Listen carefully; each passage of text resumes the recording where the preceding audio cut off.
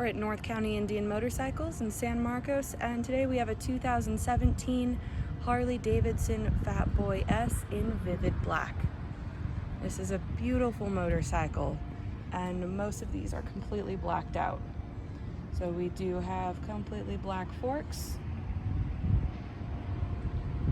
We have the 110 Screamin' Eagle engine and intake. Really comfortable rider and passenger seat.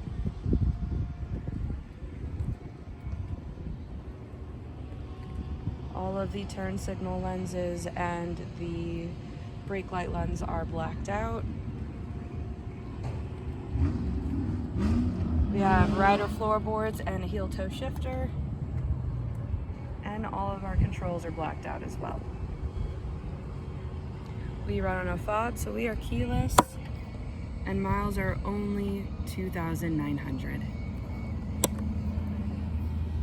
We're at North County Indian Motorcycles, located in San Marcos, California.